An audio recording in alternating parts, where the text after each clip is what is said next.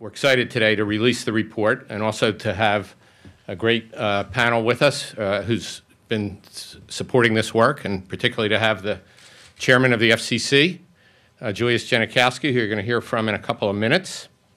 In addition to Julius Genachowski, we have Carl Pope, the chair of the Sierra Club, Sherry Bowman from Charles City County, Virginia, Board of Supervisors, where we have a really good positive story about implementing the FCC's broadband plan, and Julius Hollis, the leader and president of the Alliance for Digital Equality, our partner in working with the FCC and others on underserved communities, which is obviously a key part of why we're here today.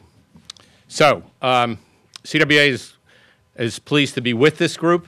All of us share the belief that in this 21st century, the goal of telecom policy must be to make sure that the U.S. is investing in high-speed internet to meet the global standards, not the standards from the last century, where sort of anything is called broadband, but genuine high speed. As you see from the report, unfortunately, we're still behind, way behind. On page 2 of the report, you see U.S. internet is behind the rest of the world. This report documents that nearly half of Americans have internet connection speeds below the FCC's minimum standard of 4 megs downstream, 1 meg upstream. That's more than half of all Americans. And this is a minimum speed required for using the typical applications on today's internet. And if we look at the FCC's goals, which, again, we applaud the broadband plan from last spring, only 1% of U.S. internet connections meet the FCC's broadband speed goal of 50 megs downstream and 20 megs upstream for 2015. So now we're only 4 years away from that. We're at 1%.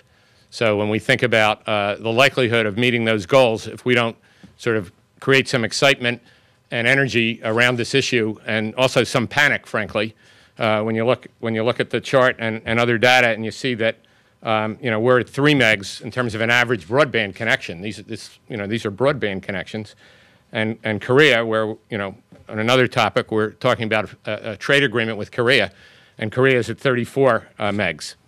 So that difference, you think about how many years or even decades will it take us to get to that level at the rate we're going.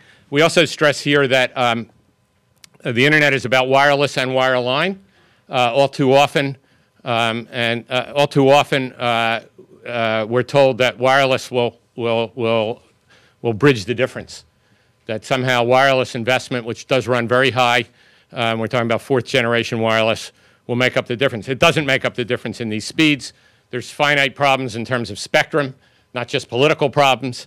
And the rest of the world, in terms of the OECD countries, understands that we need both. And again, we have an FCC chairman and a commission that also understands that we need both. It isn't one or the other. We need both. We need fiber that gets out there. We need good pricing. We need to create the demand so that we're in the mainstream of the global economy. Now, in terms of these panel speakers, and I'll briefly introduce them as they come up, but when we hear from, for example, Charles City County in Virginia, you get a picture of what Alliance for Digital Equality has been documenting as well. There's whole communities that are left out. They're not just in rural areas like Charles City County, right here in D.C. And while we applaud, Verizon in the city for making an agreement, there's still whole sections of D.C. that don't have high-speed internet. There's cities like Baltimore, not far away, where there's not even a plan to bring high-speed internet that meets the FCC criteria to that city.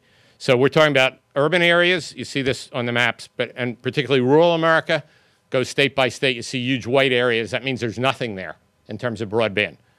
And again, the industry, and again, all investment in this we applaud, but we're not going to get by with just saying that, well, one day we'll have wireless in those areas and wireless will make up this gap. There's no evidence for that really anywhere in the world.